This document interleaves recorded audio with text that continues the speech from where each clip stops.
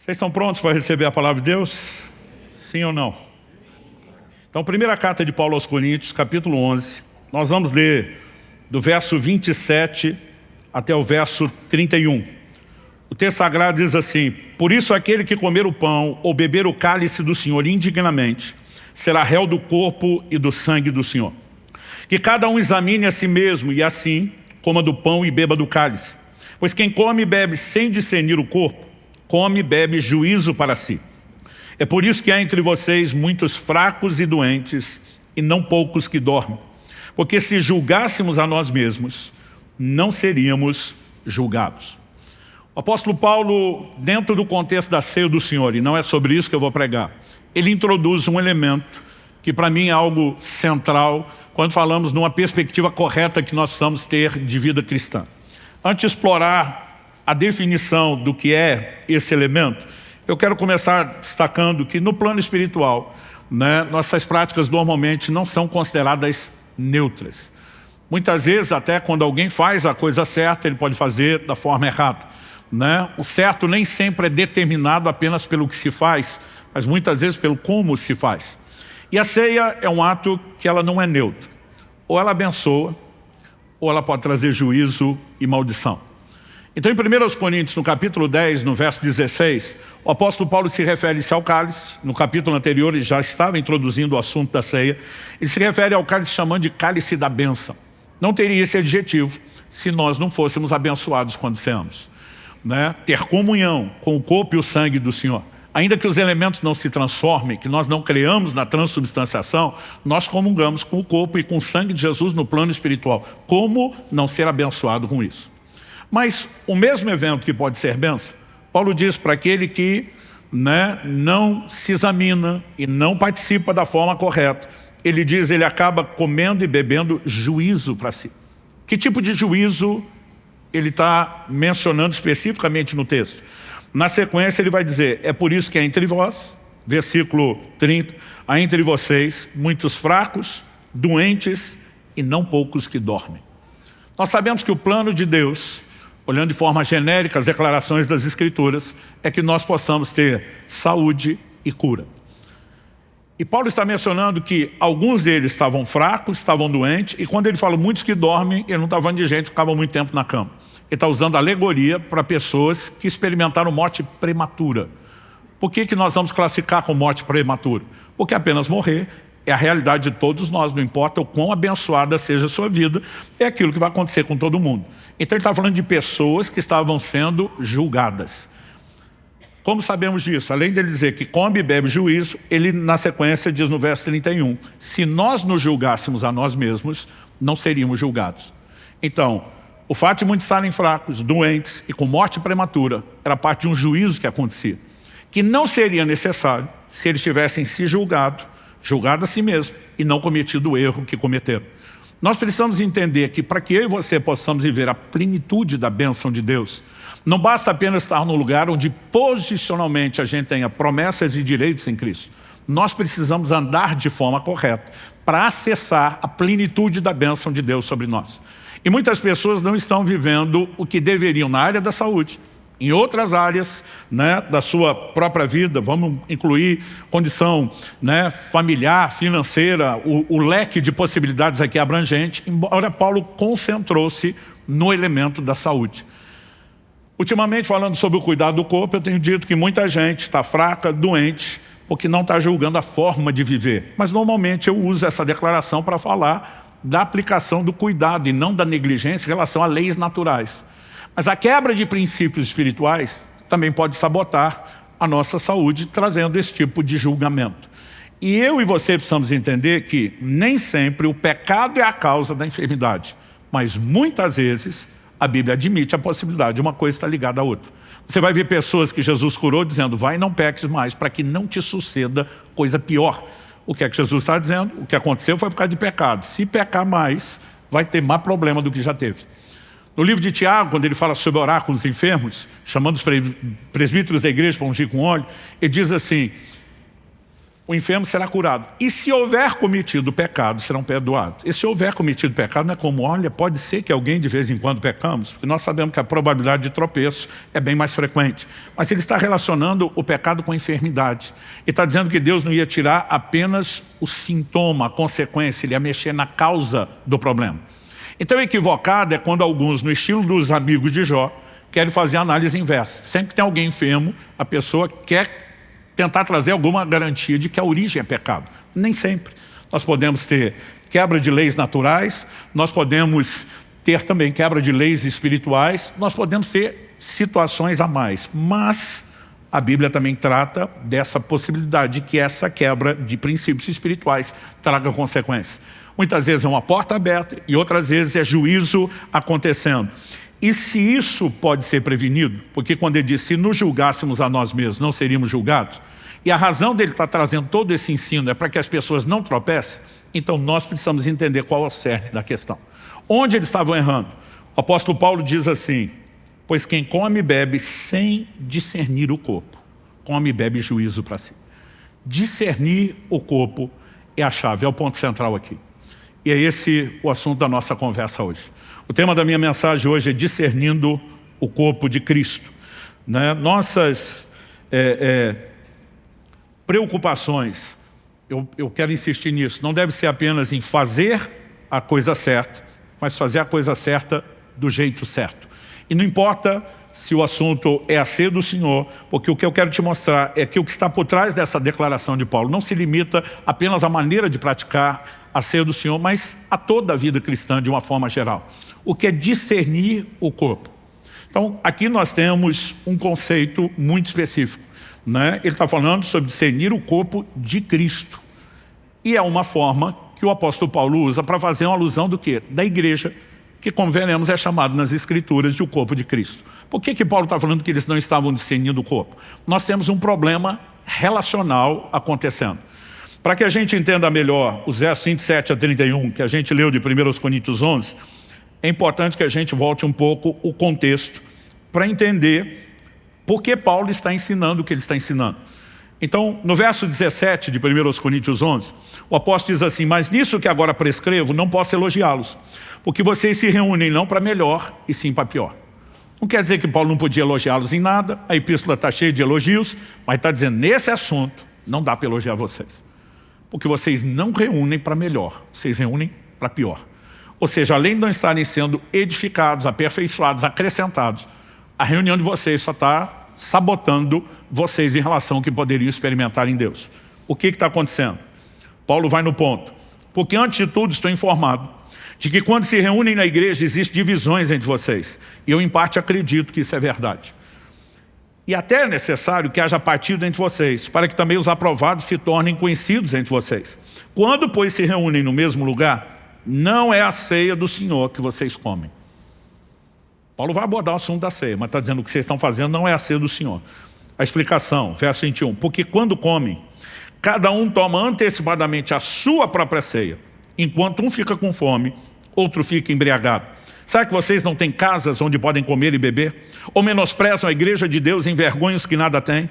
Que posso dizer a vocês, devo elogiá-los? Nisso, certamente não posso elogiá-los. Aqui o pai está botando ordem na casa e corrigindo os filhos. E ele vai tratar de um ponto que eu e você precisamos compreender, inclusive com uma lente cultural.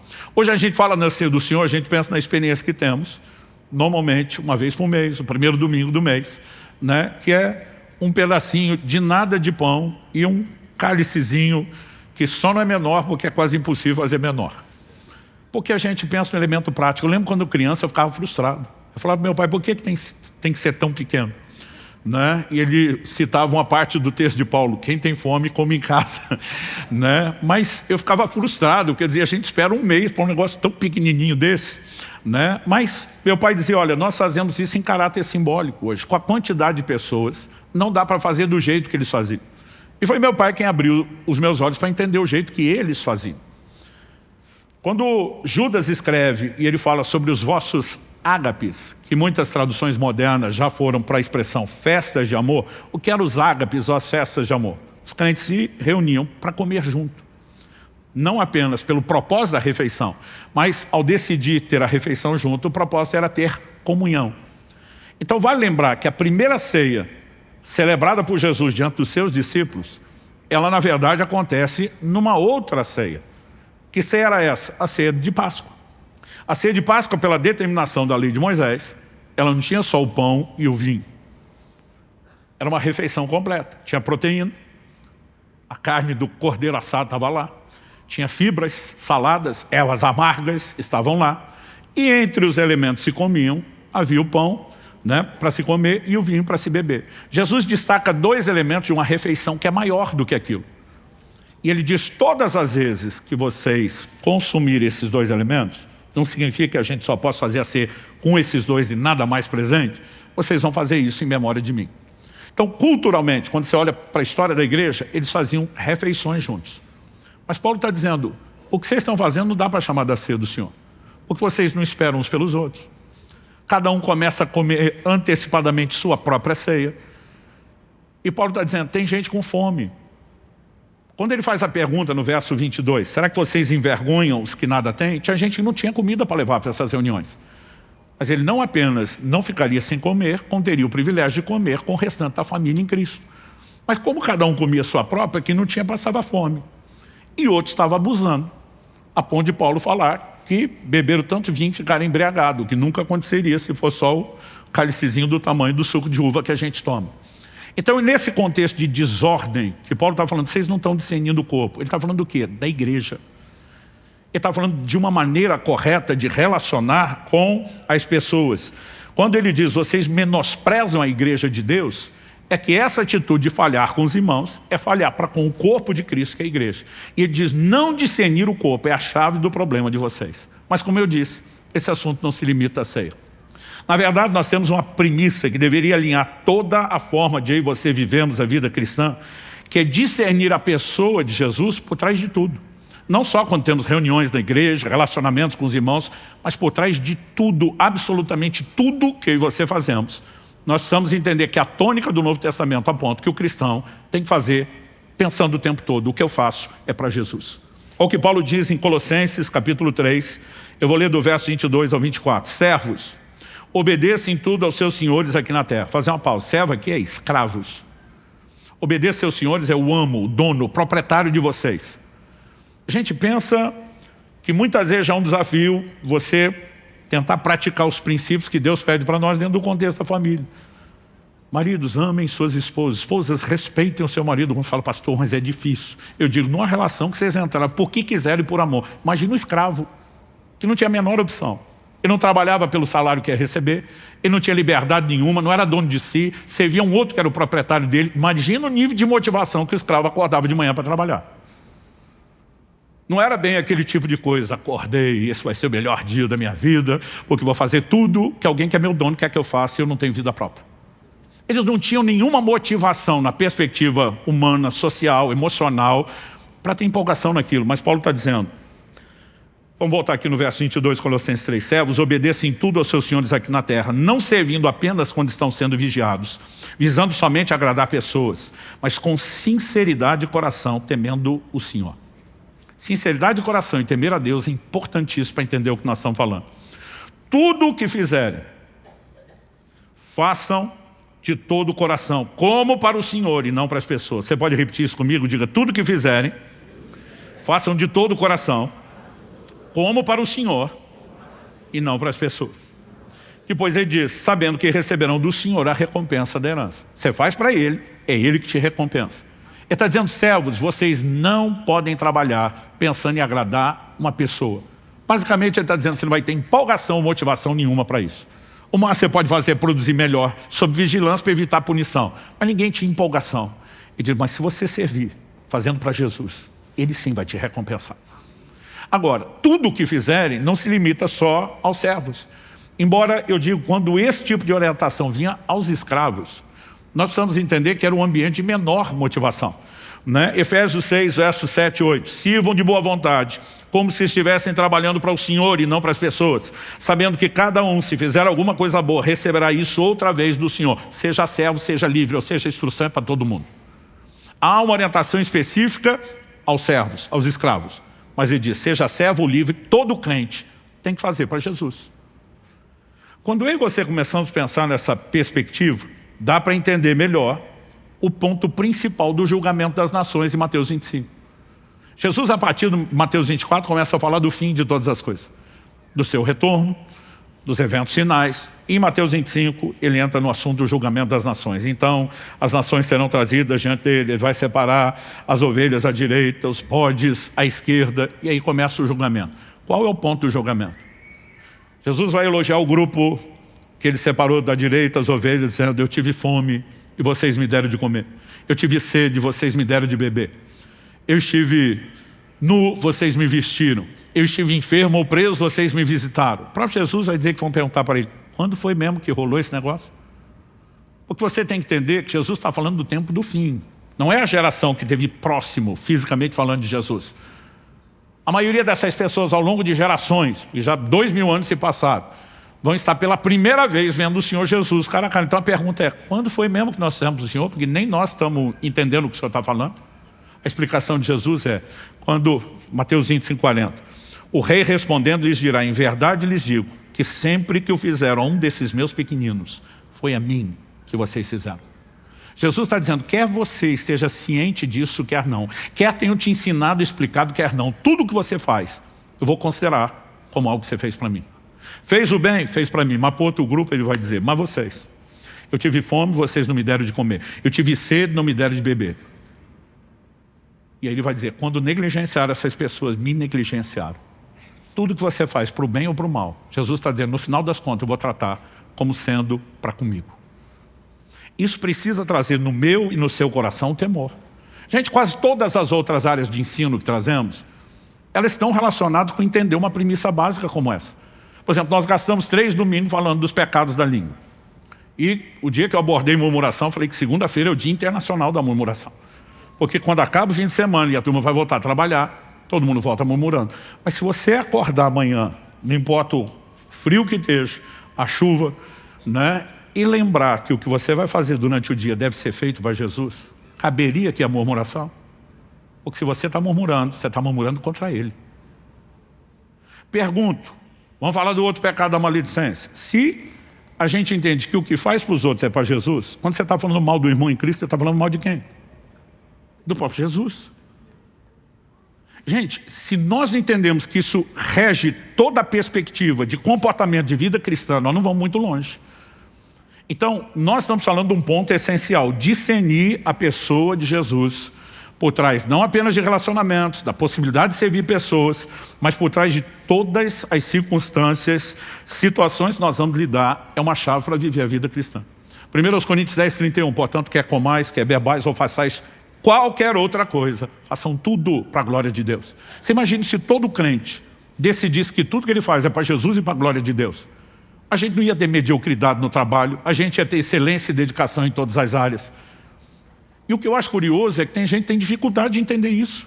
Até quando nós falamos do ministério. Volta e meia eu tenho pessoas me falando assim, mas cara, precisa dedicar do nível que você está fazendo? Eu falo, para quem que nós estamos fazendo?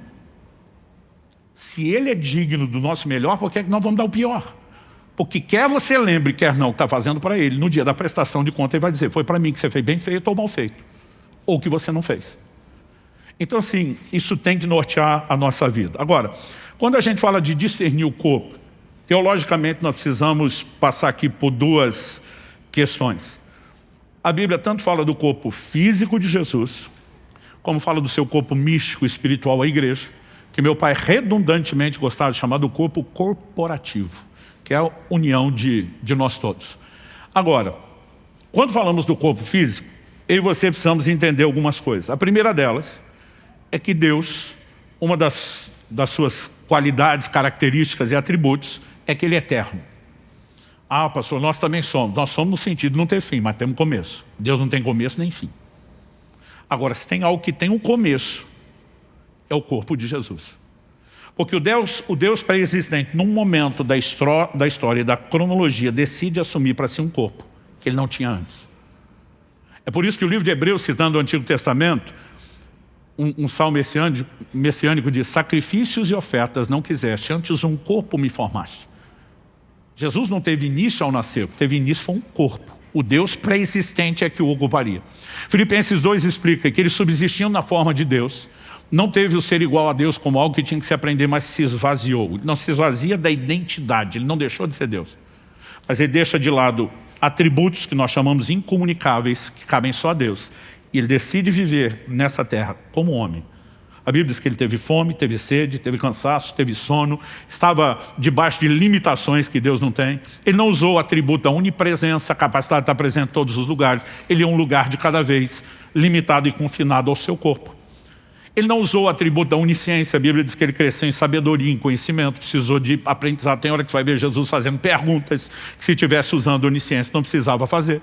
Ele não usou onipotência, que é ter todo o poder. Atos 10:38 diz, Deus ungiu a Jesus de Nazaré com o Espírito Santo e poder, o qual andou por toda parte, fazendo bem, curando a todos os oprimidos do diabo, porque Deus era com ele. Não diz porque ele era Deus. Foi ungido e Deus era com ele. Tudo que Jesus fez no seu ministério, cada milagre operado, ele fez como um homem ungido pelo Espírito Santo. E se eu e você não entendemos isso, não vai fazer o menor sentido a fala de Jesus em João 14.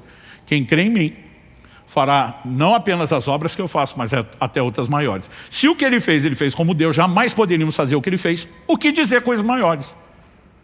Então, nós precisamos entender, o corpo de Jesus tem um papel central na obra da redenção. Hebreus 10:10 fala do sacrifício do corpo. A gente fala pouco sobre o sangue, mas quase nada sobre o corpo. Mas o corpo de Cristo, além de todo o mistério da redenção, ele serviu um propósito. Qual foi o propósito? Foi por meio dele que Jesus agiu, que o seu ministério aconteceu, que ele pôde funcionar cumprindo o plano e o propósito de Deus nessa terra. Mas quando Jesus morre e depois ressuscita, nós temos um processo chamado na Bíblia de glorificação. O que significa isso? Significa que Jesus, depois da ressurreição, Colossenses 2:9 diz que nele hoje habita corporalmente a plenitude da divindade. Se quando assume um corpo, ele deixa de lado certos atributos da divindade para viver como homem, depois da ressurreição, a plenitude está lá. A diferença é que agora o corpo continua. Ou seja, depois que Jesus foi assunto ao céu, não deixou de ter um corpo físico. Uma das falas de Jesus para Tomé é, um espírito não tem carne e osso como vocês em que eu tenho, pode me tocar e apalpar. E eu e você precisamos entender que, embora ele ainda tenha o corpo foi assunto aos céus. Ou seja, eu e você hoje não temos a oportunidade que outros tiveram de servir esse corpo físico. Mas a mesma lógica se aplica ao corpo espiritual. Que lógica é essa, pastor? Vamos pensar aqui um pouco junto. Desde que Jesus nasceu, esse corpo físico foi cercado de proteção e cuidado, com Deus provendo isso de diversas formas, maneiras e pessoas. Os pais de Jesus, José e Maria, têm um papel essencial em todo o cuidado, né? Nós precisamos entender, Jesus foi amamentado, carregado no colo, precisou ser educado, teve todo tipo de cuidado dentro de uma família, que envolve de cuidados físicos, emocionais, né, e tudo o mais. Mas não foi só isso. Do nascimento de Jesus à sua morte, nós vemos Deus provendo pessoas para oferecer todo tipo de cuidado. Então vamos lá. Por ocasião do nascimento de Jesus, você tem duas cenas de adoração bem distintas. Uma delas é um coral de anjos cantando, falando a respeito da chegada do Senhor, que os pastores do campo fez. Mas o outro são os reis magos que vêm de longe, movidos por Deus, por uma revelação divina, numa outra explicação, para eles terem essa notícia. E eles vêm trazendo o que como oferta de adoração?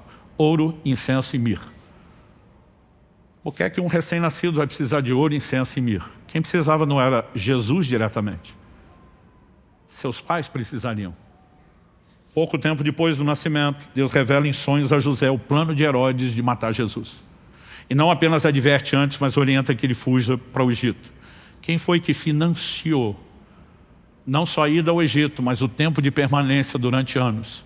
Ofertas como essa que chegaram. Desde o nascimento até a morte. Quando Jesus morre, José de Arimateia, um homem que além de rico tinha alta influência, a ponto de acessar Pilatos, o governador, insiste em que Jesus não seja tratado como indigente, pede para retirar o corpo da cruz e sepultá-lo no seu próprio túmulo. Você vê pessoas sendo mobilizadas por Deus, do nascimento à morte de Jesus, para exercer cuidado com aquele corpo. A pergunta é por quê? Porque era por meio desse corpo que Jesus agia. Mas nós temos o corpo místico espiritual, que é a igreja. Efésios capítulo 1 Versos 22 e 23, eu vou ler na tradução brasileira. Ela diz assim: ele sujeitou todas as coisas debaixo dos pés e, para ser cabeça sobre todas as coisas, o deu à igreja, está falando de Jesus, a qual é o seu corpo, o complemento daquele que enche tudo em todas as coisas. Estou lendo a tradução brasileira, é uma versão de 1917, né, muito parecida no seu estilo com Almeida corrigido, mas ela teve na sua revisão gramatical da língua portuguesa nomes como o de Rui Barbosa. Uma tradução que ela tem sido mais popularizada recente do que na época. É uma das únicas que usa a expressão que a igreja é o seu complemento. A maioria das outras versões traduziram plenitude. Plenitude é quando algo fica inteiro. E o que a Bíblia está tentando dizer é que Jesus não está inteiro sem o seu corpo. Ele é chamado de o cabeça, mas ele tem um complemento, uma continuidade. E eu e você precisamos entender a importância disso. Eu vejo as pessoas falando assim: eu não prego igreja, eu prego Jesus. Eu falo, isso é inaceitável, você não pode pregar Jesus sem a igreja. É oferecer a cabeça decapitada, separada do corpo. O que eu digo é, nós não pregamos a nossa igreja, porque a igreja é muito maior do que a gente. Mas não dá para não pregar a igreja. É impossível querer viver Jesus isolado do contexto de igreja. E hoje tem muita gente tentando dizer isso. Não, eu estou bem com Deus, me relaciono com Jesus, eu leio a Bíblia, eu oro, só não preciso dos outros. Na verdade, você está descartando tudo que Jesus ensinou. O próprio Jesus disse: eu edificarei a minha igreja. Mas você tem um plano melhor do que o dele e conseguiu aceitar ele sem o resto da proposta dele. Então, assim, nós precisamos entender o peso e a importância que a igreja tem. E é apresentado na Bíblia como o seu corpo. Agora, qual a importância da igreja? A mesma do corpo físico de Jesus. Assim como Jesus não teria pregado, não teria ensinado, não teria curado enfermos, não teria expulsado demônios sem o seu corpo. Hoje, ele não continua a obra que ele começou sem o seu corpo, que é a igreja. Onde Jesus está para ser assunto aos céus, o que é que ele fala para o início da sua igreja? O livro de Hebreus diz que a salvação nos foi inicialmente anunciada por Nosso Senhor e depois pelos apóstolos. Os apóstolos continuaram pregando o mesmo evangelho que Jesus estava pregando. A mesma mensagem que nós continuamos pregando até hoje é que Jesus começou. Mas quando ele vai se ausentar, ele está dizendo: eu preciso que vocês continuem. Então hoje, como o evangelho é pregado? Por meio do corpo místico, espiritual, corporativo de Cristo, que é a igreja. Hoje, como ele decidiu que iria continuar curando enfermos, expulsando demônios?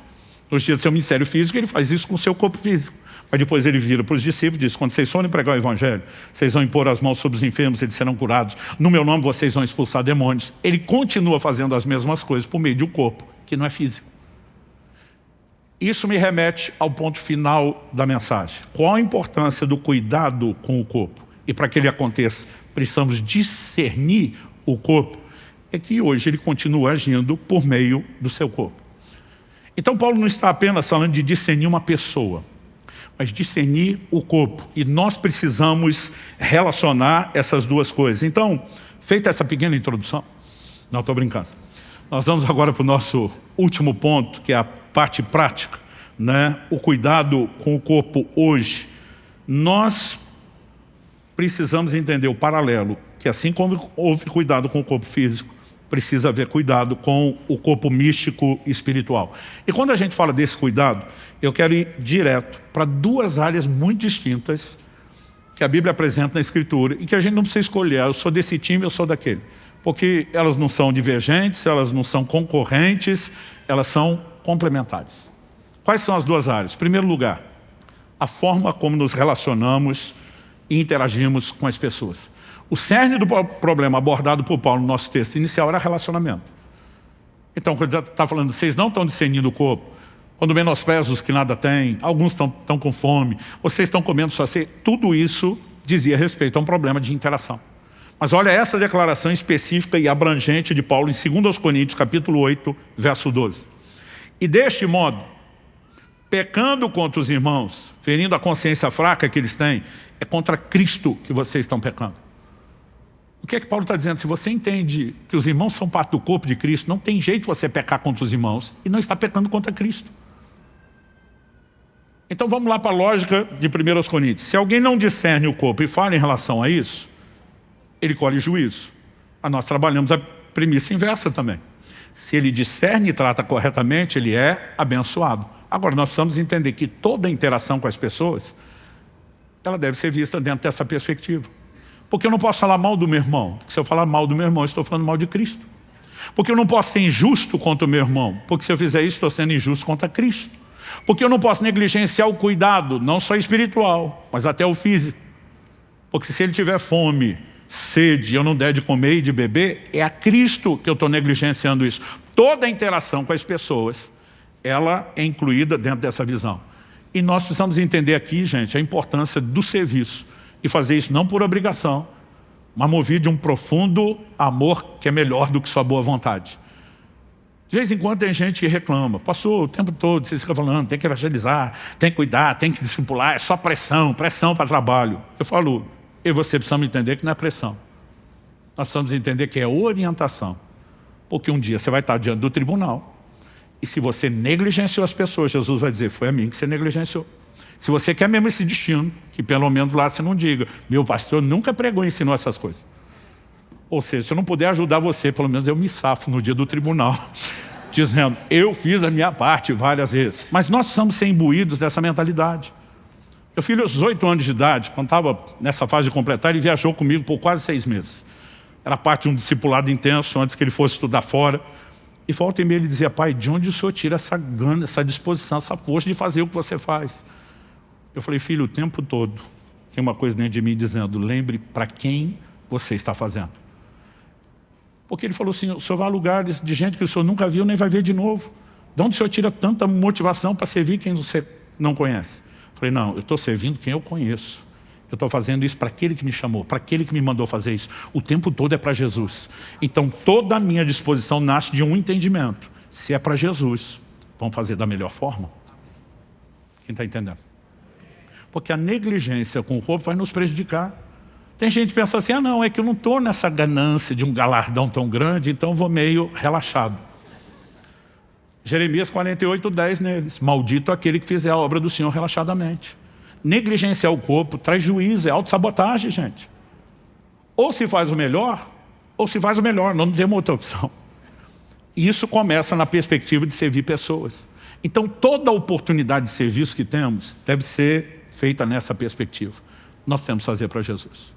Mas ao mesmo tempo que Jesus fala de fazer pelas pessoas, tem uma ênfase em toda a Bíblia de também não ignorar o elemento de investimento material e financeiro. Aliás, olha o teor do julgamento das nações de Mateus 25. Eu tive fome, vocês não me deram de comer. Eu tive sede, não me deram de beber. Eu estive nu, vocês não me vestiram. Ou seja, não é só o elemento de interação com pessoas, mas também a maneira como disponibilizamos ou não os nossos recursos. Um dia desses, anos atrás, a pessoa me falou, vocês pregadores não podiam ser mais parecidos com Jesus? Eu falei, a ideia é essa, a gente tenta. Porque Jesus pregava o evangelho sem os outros ter que ficar contribuindo para isso. Eu falei, quem foi que te disse? Que Bíblia você lê? E eu abri para a pessoa um texto que ela ficou me olhando. Ela quis olhar na Bíblia dela para ver se estava lá, porque ela mesmo nunca tinha prestado atenção. Lucas capítulo 8, dos versos 1 a 3, diz o seguinte, vou ler na NVI. Depois disso, Jesus ia passando pelas cidades e povoados e proclamando as boas novas do reino de Deus. Os 12 estavam com ele. E também algumas mulheres que haviam sido curadas de espíritos malignos e doenças. Maria, chamada Madalena, de quem havia saído 7 demônios. Joana, mulher de Cusa, administrador da casa de Herodes. Susana e muitas outras. Essas mulheres ajudavam a sustentá-los com os seus bens. Algumas traduções dizem serviam com os seus bens. Não apenas Jesus, mas tem uma tropa de outros 12 que caminham com ele de cidade em cidade. O evangelho tem que ser pregado. A maioria de nós não para pensar na logística, gente. Esse povo tinha que comer, tinha que vestir, precisava de hospedagem. Provavelmente, eles tinham uma dinâmica muito mais simplificada em termos de custo do que temos hoje. Nem existia hotel naquela época. Eu, os primeiros anos do meu ministério, não sabia, né, o que era hotel. Era uma época e uma cultura onde as pessoas sempre nos recebiam nas suas casas. Com o tempo, dado o volume, né, de eventos, as cidades maiores, as distâncias, começou a se apelar à privacidade, para a praticidade do investimento no hotel. Hoje talvez a gente tenha despesas financeiras maiores, mas temos recursos que nem a igreja de algumas décadas atrás tinha, né? Não era a realidade de Jesus, mas sempre houve custo. Quando a Bíblia chama Judas de o tesoureiro que carregava a bolsa, é porque havia contribuições. É lógico que o ministério, o corpo físico de Jesus para executar a sua missão sempre precisou de financiamento. E não é diferente hoje. Então, quando a gente fala a respeito disso, tem um texto em particular que eu não consigo deixar de fora dessa equação. Eu gostaria que você abrisse lá comigo, que está no Evangelho de Marcos, no capítulo 14. Eu quero que a gente leia do verso 3 até o verso 9. Você tem uma tônica quando a gente ensina sobre finança e contribuição. Eu falo muito sobre não apenas fazer a coisa certa, mas fazer do jeito certo. Fazer do jeito certo não é apenas entender motivações corretas, mas princípios. E aqui nós temos um ensino extraordinário. Isso mudou profundamente a minha vida há mais de 2 décadas. O texto diz assim, vou ler do verso 3 ao 9 de Marcos 14. Quando Jesus estava em Betânia, fazendo uma refeição na casa de Simão, o leproso, veio uma mulher trazendo um frasco feito de alabastro com um perfume muito valioso. ênfase aqui por muito valioso. De nardo puro. Quebrando o frasco, derramou o perfume sobre a cabeça de Jesus. Alguns dos que estavam ali ficaram indignados. ênfase no indignado. E diziam entre si, para que esse desperdício de perfume? Esse perfume poderia ter sido vendido por mais de 300 denários para ser dado aos pobres. E murmuravam contra ela. A minha tradução murmurava. A NVI diz, a repreendiam severamente. As traduções mais antigas dizem, bramavam. Porque a palavra no original significa literalmente gritar. Ou seja, uma indignação seguida de grito. Não acho que foi só um comentário qualquer. Mas Jesus disse, verso 6, deixe a mulher em paz. Porque vocês a estão incomodando, ela praticou uma boa ação para comigo. Porque os pobres estarão sempre com vocês e quando quiserem podem fazer-lhes o bem, mas a mim vocês nem sempre terão. Ela fez o que pôde, ungiu meu corpo antecipadamente para a sepultura. E arremata. Em verdade lhes digo que onde for pregado em todo o mundo o evangelho, também será contado o que ela fez para a memória dela.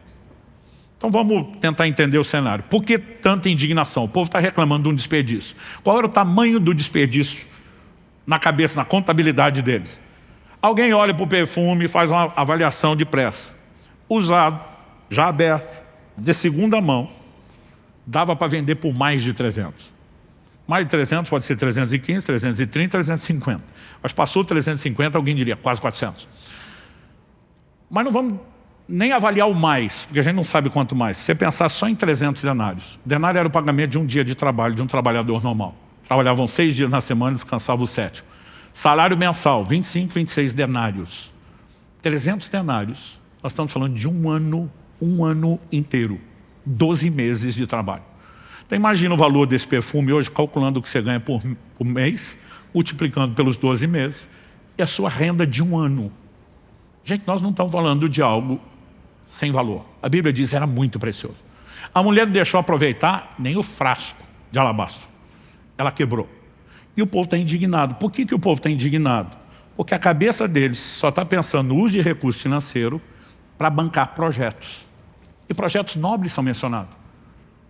Um ano de salário, a gente podia estar dando de comer para os pobres, a gente podia fazer isso, podia fazer aquilo. E os projetos não estão errados. Jesus disse no julgamento das nações, eu tive fome e deu de comer. Você está cuidando do pobre. Provérbios 19:16 diz, quem se compadece do pobre empresta a Deus. Não existe nada de errado. Mas Jesus diz, os pobres estão aí o tempo todo. Vocês podem fazer isso o tempo todo. A mim vocês não me têm sempre. Jesus está dizendo, essa mulher viu uma janela única de oportunidade que não podia ser desperdiçada. E aí nós precisamos entender o que Jesus está falando. Porque ele basicamente não está dizendo que as pessoas estavam pensando em projetos, tinham intentos errados. Os projetos eram nobres. Mas Jesus nunca quis que a gente custeasse projeto. O que ele espera é que a gente enxergue ele. E essa mulher enxergou ele. Ele está dizendo, ela fez algo por mim. Uma boa ação para comigo. E Jesus explica algo que precisa ser entendido devidamente na perspectiva teológica. Jesus diz, ela ungiu antecipadamente o meu corpo para a sepultura. O que é ungir antecipadamente? Antes da hora. Do que Jesus está falando? Gente, depois de ter vivido no Egito por mais de 400 anos, os hebreus saíram tendo absorvido práticas culturais que eram dos egípcios. Entre elas, embalsamar seus mortos.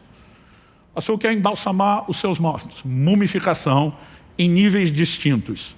Então, quando alguém morria, eles não apenas envolviam com os panos, aplicavam diversos tipos de óleos e especiarias com a intenção de conservar o corpo. Não apenas porque velório costumava ter mais tempo do que nós temos hoje. Hoje, por lei, 24 horas, o caixão tem que estar já fechado e a pessoa sendo sepultada. Salvo exceções e processos distintos, essa é a regra.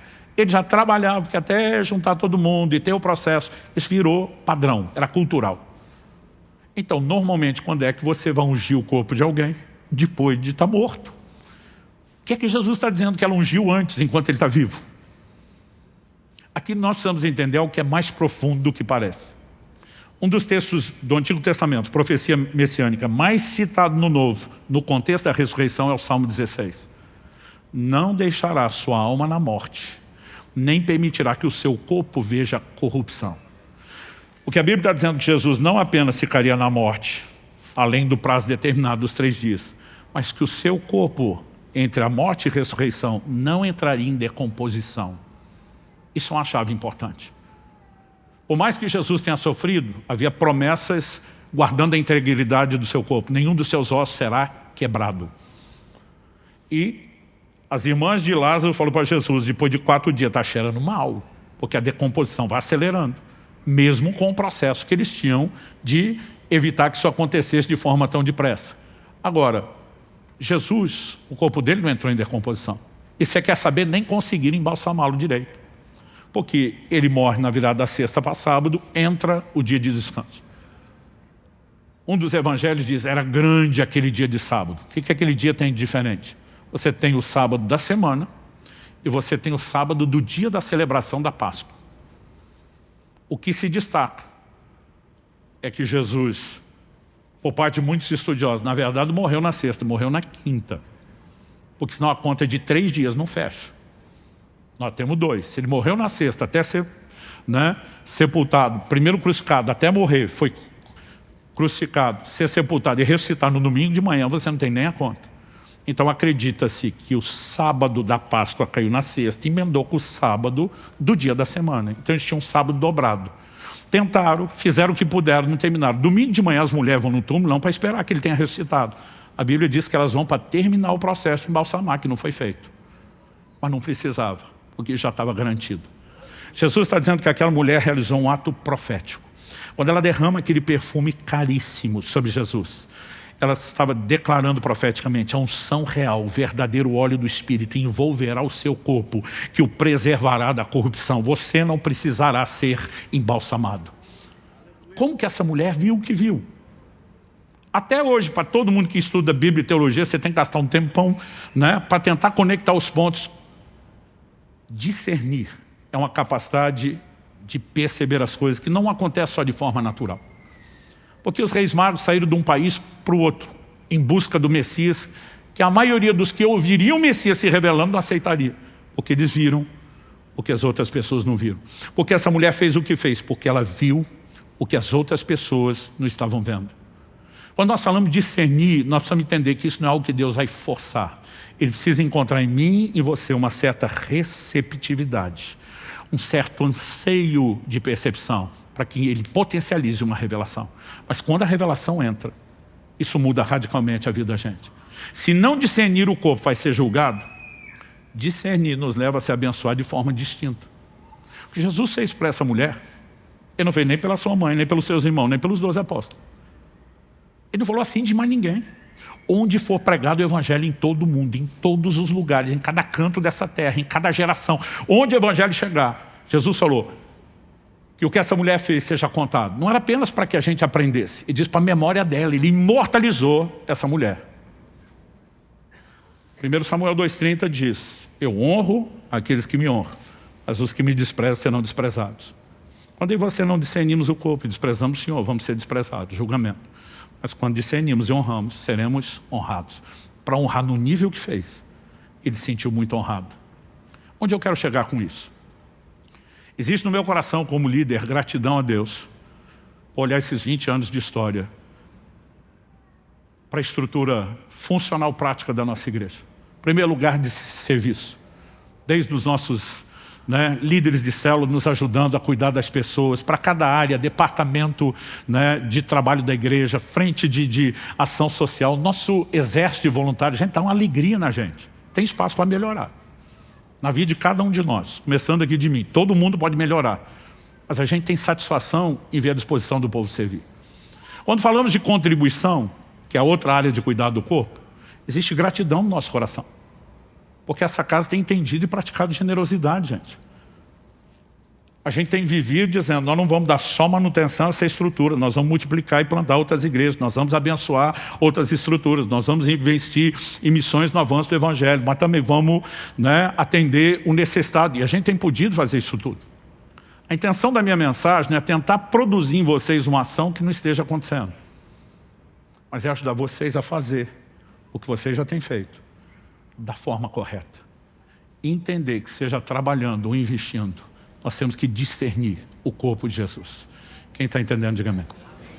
Porque se nós fizermos isso da forma correta, tudo vai mudar. Esse texto ganhou um significado especial para mim há mais de 20 anos atrás.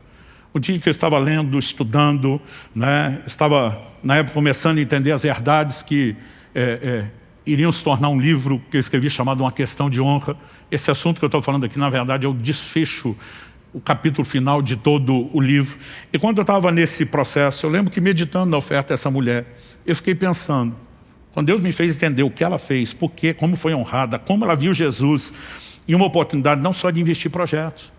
Gente, quando as pessoas olham projetos, elas vão se empolgar com algumas coisas, com outras não. Dezembro de 2005, primeiro verão da história da nossa igreja.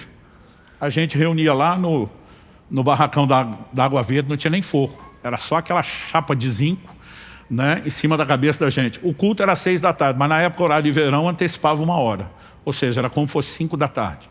Depois daquela tarde fechada, quando a gente entrava naquele prédio, irmão, só a graça.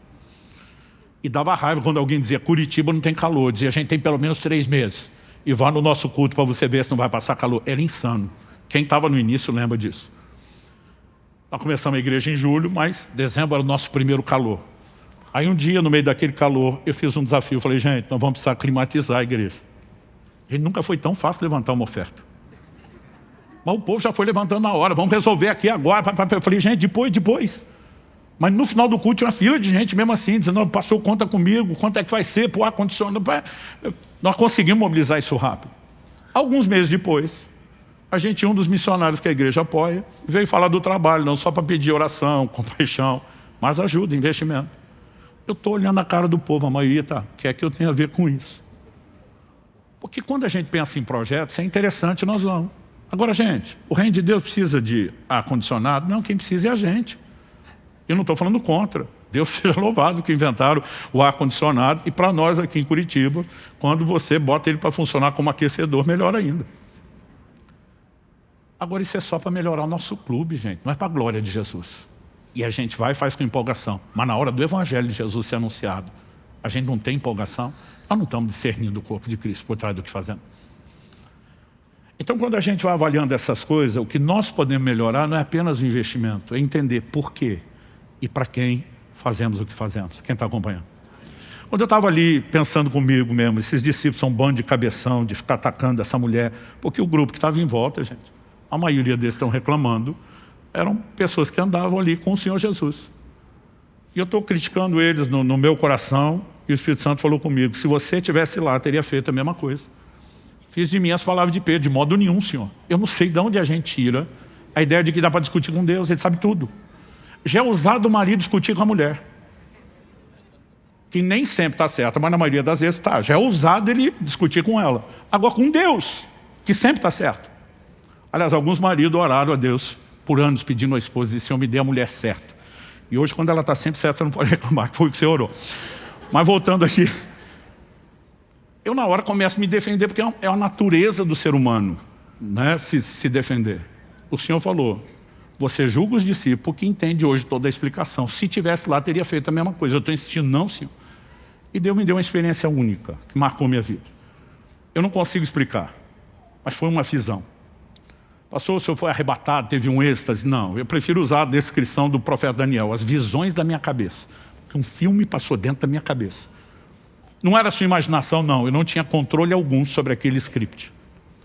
E para resumir a história, eu assisti a cena de um dos nossos cultos na igreja na época, e eu vi uma pessoa vindo pelo corredor central à frente, chorando, emocionado, dizendo para Jesus que eu amava mais do que tudo.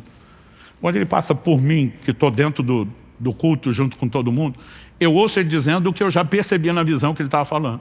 Jesus, eu te amo mais do que tudo, mais do que o dinheiro, eu vou provar. Nós estávamos na época em que Deus me deu a visão e o entendimento dessas coisas, diante de um desafio financeiro da igreja enorme. Iríamos parar um certo projeto por falta de recursos. Então, a minha cabeça está lendo tudo nessa perspectiva. Mesmo que a visão está acontecendo, naquele momento não estou parando para pensar é real ou não é real. Estou reagindo como se estivesse vivendo o momento. Quando ele passa e fala de novo perto de mim, eu te amo mais do que dinheiro, vou provar, a vontade de dizer, duvido, prova, vai. Ele dobra o joelho, chorando. Ele enfia a mão, era uma noite fria, comum do nosso Paraná. Ele enfia a mão dentro da blusa que está usando e tira um pacote grosso, de pelo menos uns 2 dedos meu, daquelas notas de R$100, que na época era novidade. A minha cabeça já dispara a fazer conta. Quantos milímetros tem uma nota? Quantas notas cabem nesses 2 dedos do maço? Vezes 100. Gente, eu já começo a mandar os aleluia dentro da minha cabeça. Ele joga aquele dinheiro e fala para Deus, eu te amo mais do que o dinheiro, vou provar. Tira um segundo maço. Quando eu jogo o segundo maço, é aleluia para um, é glória para o outro. Não sei de onde sai, que tamanho de bolsa era aquele de jaqueta, sai um terceiro maço. Quando sai o terceiro maço, já estou quase falando em língua, está tocando na minha cabeça a música, chegou a nossa vez, chegou a nossa hora. E quando eu estou ali pronto para fazer festa, ele enfia a mão num dos bolsos, tira um frasquinho sem rótulo, começa a jogar um líquido em cima do dinheiro. Eu sinto cheiro de álcool. Não é culto de libertação, o Zé Pilintra não pegou ninguém, mas está fedendo álcool. E eu só vou entender o que está acontecendo quando sai do bolso uma caixa de fósforo. Ele olha para o dinheiro agora molhado de álcool e fala, eu te amo mais do que o dinheiro, vou provar. Quando ele vai riscar o fósforo, eu entendo papel, álcool, fogo, vou provar que eu entendo que dá para acontecer. O eu da visão fez o quê? Eu voei no pescoço dele, antes dele riscar o fósforo. Nós estávamos dando a primeira rolada, ainda a visão sumiu. Quando a visão sumiu, o Espírito Santo falou comigo, se você estivesse lá, teria feito a mesma coisa. Eu entendi que ele me deu uma visão contemporânea do episódio de Maria. Não estou dizendo para você sair daqui e praticar uma nova modalidade de oferta, queimar dinheiro, que aí vai ser o marciano voando no seu pescoço. O que você precisamos entender é que muitas vezes nós estamos presos a valorizar mais projetos do que a pessoa. E o que Deus espera é que a gente enxergue a pessoa. Na nossa perspectiva seria queimar dinheiro. O que aquela mulher fez não foi só desperdício. O que ela fez foi um ato profético vislumbrando o Senhor. Então a minha oração, e aqui eu encerro pedindo para você ficar em pé para parecer que está acabando, é que nós possamos não apenas seguir fazendo o que temos feito, trabalhando e servindo pessoas, investindo financeiramente, mas que a gente possa fazer isso sempre com uma mentalidade. Para quem e por que estou fazendo isso?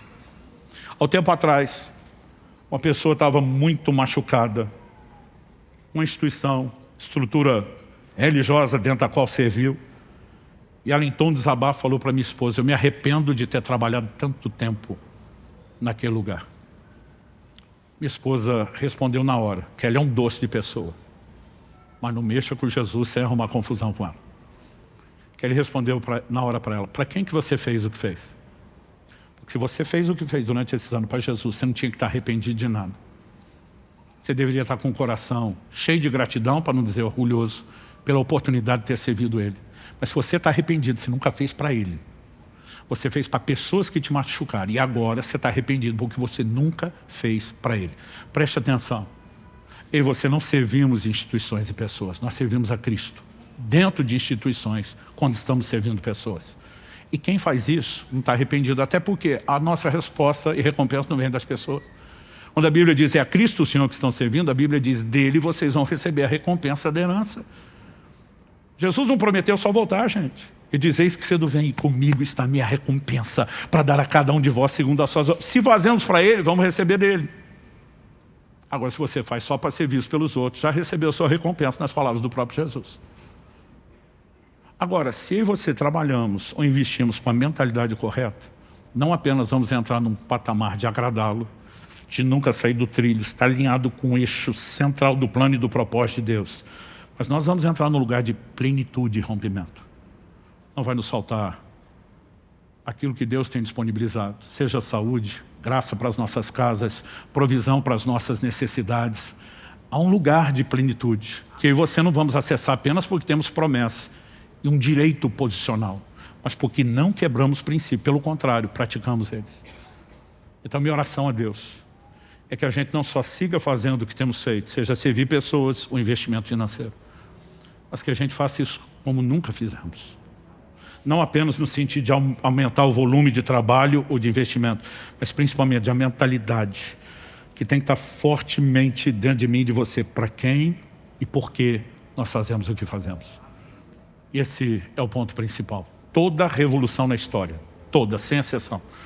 Não importa se estamos falando de algo de ordem política, social, espiritual, toda revolução tem no mínimo 3 ingredientes, 3 elementos comuns. Uma nova mensagem. Mas a mensagem não é autopropagável. A nova mensagem precisa de pessoas engajadas com o movimento, que espalhem a notícia, que convençam e persuadam os outros a se unir ao movimento, que foi startado pela nova mensagem. E pessoas não conseguem espalhar a mensagem sem o terceiro elemento, suporte, investimento financeiro. Eu e você temos o privilégio de participar da maior revolução da história, de repercussões eternas. Há uma nova mensagem, sim, o evangelho é chamado de boas novas. Esse é o significado da palavra evangelho, boas novas, boas notícias. Nós temos uma mensagem, e é uma boa mensagem. Mas a mensagem não é autopropagável. Ela precisa de engajamento, de uma mobilização. E me ouça com atenção, se vamos viver o que Deus prometeu, e eu creio que vamos chegar lá, que toda a terra se encherá do conhecimento da glória de Deus, como as águas cobrem o mar. Haverá uma revolução para a proclamação dessa mensagem nunca antes vista. A maior colheita de almas de todos os tempos ainda está para acontecer, gente. Mas isso significa que a mensagem que já foi dada vai precisar de um engajamento de trabalho como nunca antes. Mas também vai precisar de suporte e investimento como nunca antes. Eu não consigo encontrar palavras para tentar explicar o impacto que o entendimento do que Maria fez teve na minha vida.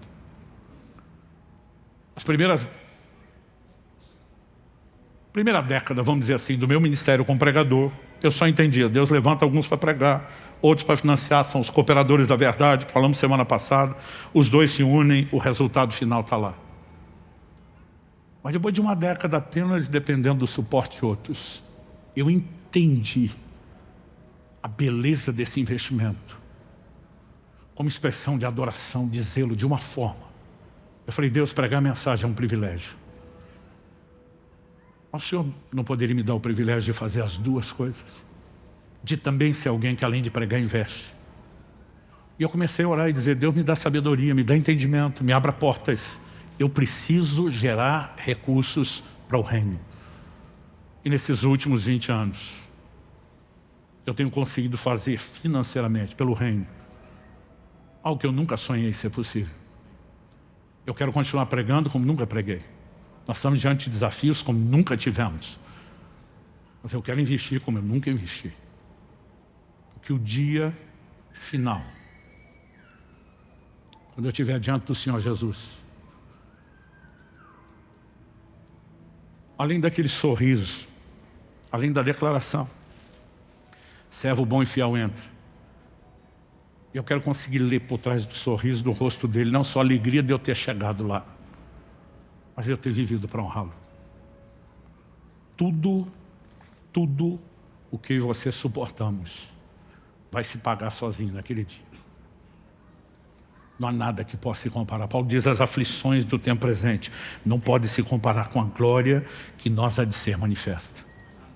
Mas imagina a parte do cumprimento da profecia de Isaías, ele verá o fruto do penoso trabalho da sua alma e ficará satisfeito. Me faz imaginar que ele vai olhar para cada um de nós com uma parcela de satisfação. Você, com o meu complemento, fez parte disso. Você me ajudou a executar aquilo que eu esperava. São duas áreas que talvez alguns de nós vamos ter um chamado mais forte para uma ou para outra. Eu e você não podemos dizer que só uma é importante ou só outra.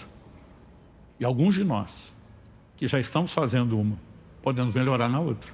Não significa só que a gente se complementa com áreas diferentes, isso também é verdadeiro.